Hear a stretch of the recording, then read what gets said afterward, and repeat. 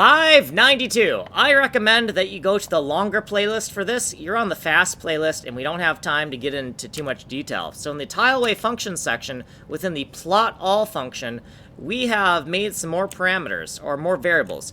We have all of these different variables that are derived from the parameters that are extracted from the first component of our two-component 64-bit instruction. So, these are, all of these values, they're derived from these values here. So these are not values that are packed into the instruction. These are values that are derived from the values that are packed into the instruction. Okay, so we have, we've gone over these kind of variables before.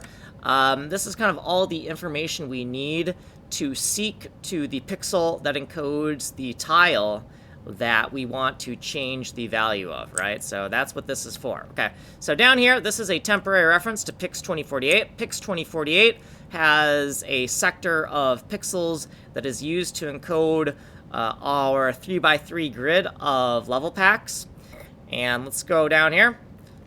Okay, so calc dpx and dpy. If we have a global tile coordinate, we'll do the calculations here. If we have a room local coordinate, we'll do the calculations here. We're going to do this in a different video because we already have too much code here. And once we have dpx and dpy, we can easily convert that to an index with this simple formula. It's a 2048 by 2048 texture, hence this 2048 hard-coded here. And if we multiply the data pixel index by 4, we can get the data pixel component. Once we have all that information, we can take our binary tile payload right here, and we can extract the individual bytes and pack them into our pixel array as such, right? Red, green, blue, alpha, and the base address of our pixel. So like and subscribe, send money in the mail. My name is Kanji Coder. Here's what we did previously.